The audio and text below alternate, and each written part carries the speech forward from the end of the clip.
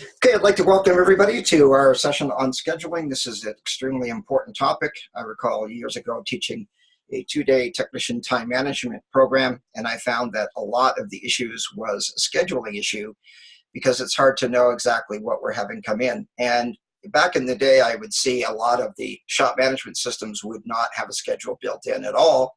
And then when they did, they adapted or adopted a schedule that was very similar to what you'd see in a hairdresser.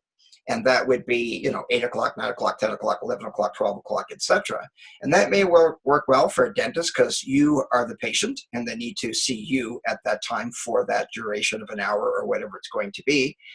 And it's the same thing with a dog groomer or a doctor's office. It gets scheduled in by the time you come in. But that's not the way it works with automobiles, because in the reality, the vehicle is the patient, not the customer.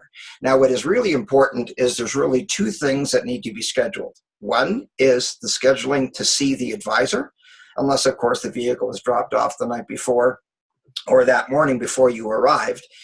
That time is for the customer to see you. And my experience with that is if you've got two or more people standing in front of you at the exact same time, it rushes you because you see the people behind getting maybe a bit impatient.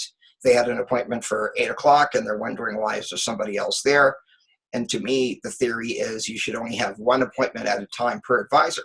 So if you've got two advisors, sure, you could have two appointments at 8:10, but to have two people at 8:10 when you've got one advisor doesn't make sense. And my experience with shops over the years is almost every single appointment that I can remember was 8 o'clock, 8 o'clock, 8 o'clock. I'd call the shop, can you bring it in tomorrow at 8?